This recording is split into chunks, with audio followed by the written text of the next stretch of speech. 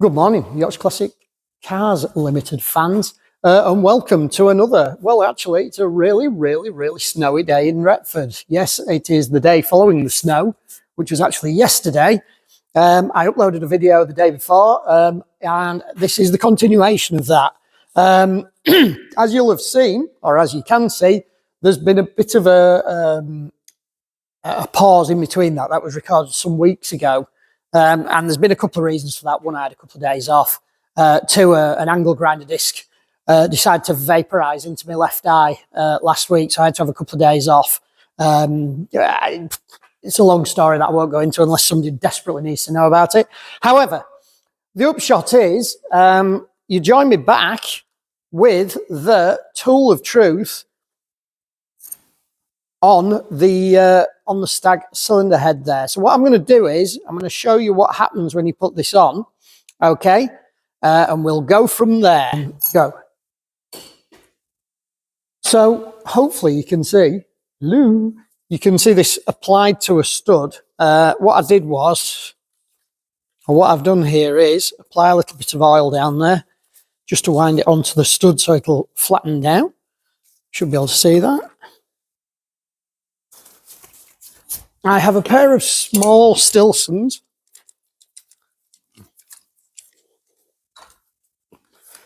It just winds that round.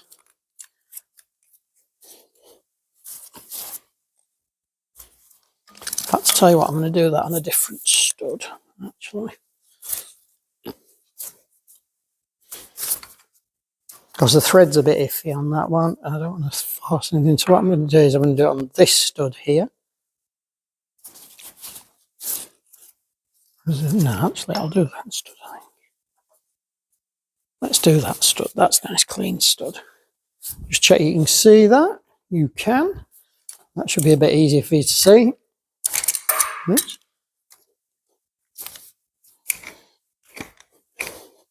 Now, I think, to be quite honest with you, I don't need to square this to the head. You will see here, I have had to modify this ever so slightly. This is the diameter that I turned this down to the same as a washer. This I turned down a little further because these corner ones here, it was catching. So what I'm going to do is, I'm going to take that most of the way down, nice and quickly.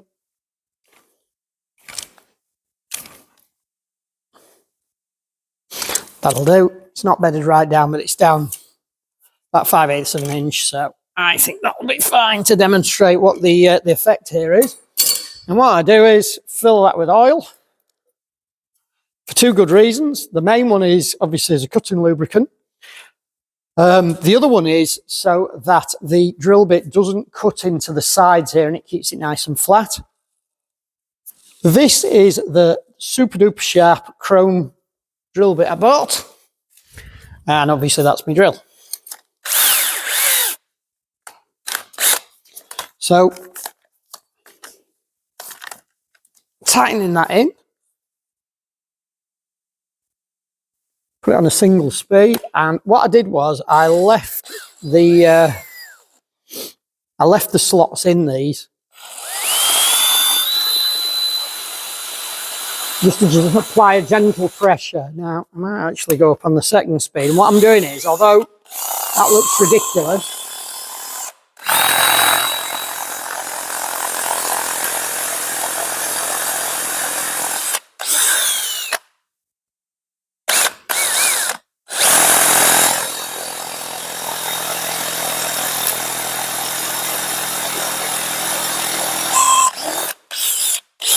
now, what I'll show you now is the result of that. This is not my first rodeo with this, and I'm going to demonstrate the effect. Okay, so if I now crack that back off, I aren't going to drill it for long, for the valuable reason I'm about to demonstrate to you in about 30 seconds.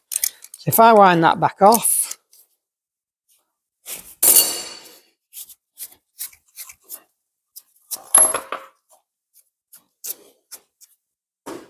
place it on the table. Right, so now for the admittance, okay? This is not the first time I've tried this. I tried this about a week ago. I've tried it several times since. Now, if you can see the tip of that, if you can just see a very mild mark on the top there. That is all I can cut into those studs. They are like concrete. If you look at this one, I've already done that one. I've tried that one. I've tried them all. Okay. So what I did was I made the tool, put the drill bit in, and I tried it, and it didn't cut. It will not cut. It will not try. And then you think, well, maybe it's the drill bit. Maybe it's not as good quality as you think. Got it off eBay. You never know, do you? It came from Germany. It's supposed to be a really super duper expensive bit. It looks good quality. So I tried it on some plain steel. Just drilled straight through. In fact, I'll show you. I drilled it straight into there, and it didn't drill one iota of a problem. Straight in, boom. So I wondered if these are they're harder than concrete. So what I thought was, I wonder if I've over hardened them by trying to heat them up to release them. So what I did was I heated them up. I heated one or two of them up, cherry red, and I let it cool again. Okay, so I let it just cool at air temperature, just to cool slowly so as not to harden it or temper it or anything like that. I've tried quenching them, I've tried doing everything. As you can see, it doesn't make a blind bit of difference. I think these are stainless steel. Even low-grade stainless is very difficult to cut with cutting tools.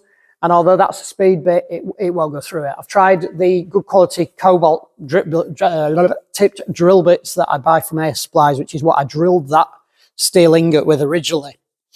So here comes the crunch, okay? I've had to ring the customer and explain that these are not coming off. And it's left us a couple of options, okay?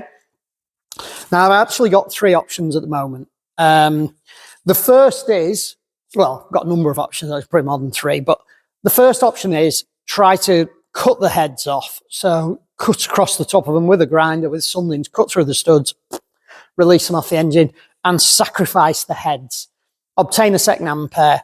The only worry there is if inadvertently we nick the block, or the studs are Loctited into the block so tight that they still won't come out. Okay, we're not drilling them out. Let's put it that way. So that's no good. I've rung my machine shop, the machine shop that I use, and I said to him, "Is there anything you can do to get these heads off?" And he said no. I explained what I'd done. He said, "There's no chance. If you can't get them off doing that, they ain't coming off," and that's that. And he is a very renowned engine builder and machine shop. He's not Mickey Mouse. This guy knows his job. So we're kind of stuck. The other option now is either find a second-hand engine, but then the problem is if that needs a full rebuild, it ain't cheap to rebuild a Stag engine. Anybody who tells you it's about £3 is lying. It isn't. Okay, if you build it with all new components, you aren't getting any change really, probably out of about 8,000 UK, 10,000 US, probably there or thereabouts. I don't know what the parts would cost in America. I just know that if you have to have it sleeved, pistons, crank machine, nitrided, blah, blah, blah. Now, this crank is good. The timing chains are good. The camshafts are good. So I could probably use all those again. But the bores need to be good as well. Otherwise, you've got increased costs. And, of course, Stag parts aren't cheap. The other option that the customer has mentioned to me is a Rover V8.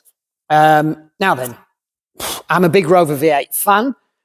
In the long run, to rebuild a Rover V8 engine compared to a Stag, probably a fraction of the cost. I would say with a rebar and a crank grind and all that, probably 1,500 quid's worth of machining, tops.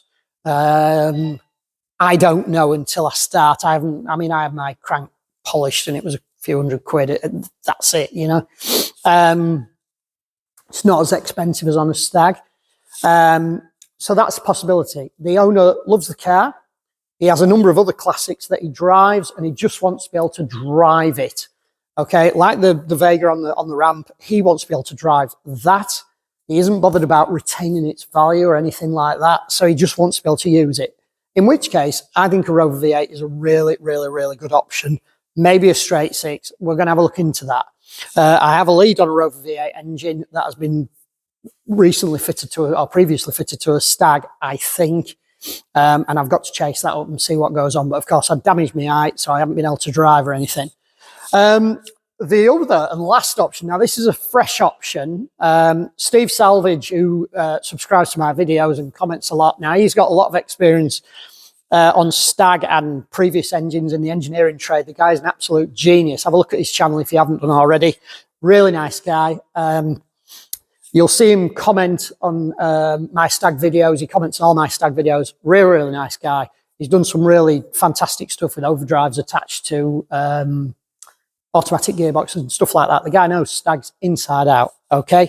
Now, he suggested that back in the day, they used to use a tube cutter over the top of that Stag and take a modicum of the material out of the stud. So, that takes the stud out and just a tiny bit of the material around here. Now, I'm a little concerned about that because obviously these don't have dowels in them. However, I might be able to retrofit dowels. Or what I'm thinking is if I get maybe a hole saw that will cut over the top of here, so basically just take the threads off that carefully and then into the head, it would probably only take 0.5 millimetre out of that, and that would follow the stud down. The only problem is I don't seem to be able to locate as yet anything deeper than about 2 inches. Would that be enough to get them off? I don't know. I need to have a measure up and have a look at that. But I figure if the engine's going to end up scrap anyway, it's worth a try. There is literally nothing else to lose at this stage. These are not coming out. I have also tried to drill these with the Cobalt. I think I said the Cobalt drills, and they are moving. They are not moving one iota. So that's where we stand. The tool works great. Hypothetically, if you could drill the blooming studs, but the studs will not drill. Now, the irony being, if these are stainless steel, they should come out of there so easily. It's scary. That's why you put stainless ones in there. But then somebody's treated them with something at some point that has now rendered them useless. But that's what happens when you don't necessarily know what you're doing. So, stay in touch. I'm trying to do the most cost-effective win for the customer. I may as well try and get these heads off with the hole saw. If that's a goer for the price of a hole saw, I've got an arbor. A hole saw is going to be what, 10, 20 quid, and I'll use it again anyway, so I'm not bothered about charging him for that. It's worth trying, I think, before I completely scrap this idea. If the Rover V8, it's an entire Stag that's got Rover V8 in, I've seen for sale. If it's got the right manifolds, the right engine mounts and stuff like that on it, then that's probably a good buy. Obviously, the customer's gearbox is a Borgwarner 65. That'll link up to the Rover V8 anyway, so that's good.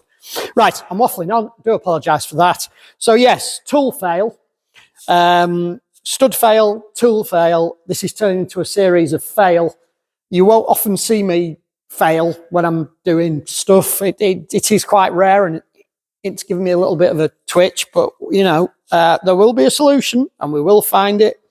We'll keep it cost effective for the customer, and yeah, carry on from there.